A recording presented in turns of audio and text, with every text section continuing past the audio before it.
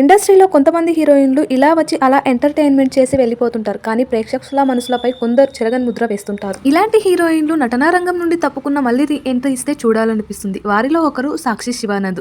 అందమైన రూపం, చక్కటి చిరునవ్వు, మంచి పర్ఫార్మెన్స్ టాలీవుడ్ లో త్వరగా పాతుకుపోయింది. చాలా మంది ఆమె తొలి సినిమా మాస్టర్ అనుకుంటారు, కానీ కాదు. 1993లోనే అన్నా వదిన అనే మూవీతో టాలీవుడ్ లో ఎంట్రీ ఇచ్చింది. ఆ మూవీ బ్లాక్ బస్టర్ హిట్ కొట్టడంతో ఓవర్ నైట్ స్టార్ అయిపోయింది. 90s లో తన సినిమాలతో దుమ్ము దులిపేసిన స్టార్ హీరోయిన్ ఈమె.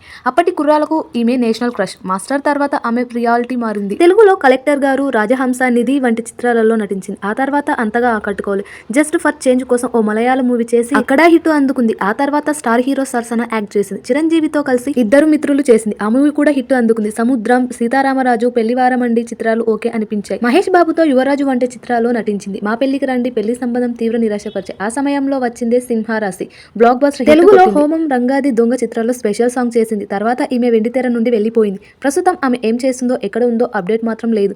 ఆమె సోదరి నటి ఓహానా ఆనంద్ అలియాస్ శిల్పా శివానంద్ తన సోషల్ మీడియాలో తన ఫోటోలతో పాటు తన సోదరి ఫోటోలను పంచుకుంటున్నారు. 90s లో ఓ ఊపు ఊపేసిన హీరోయిన్లు రీ ఎంట్రీ ఇస్తున్న తరుణంలో ఈ బ్యూటీ కూడా రీ ఎంట్రీ ఇవ్వాలని ఫ్యాన్స్ కోరుకుంటున్నారు.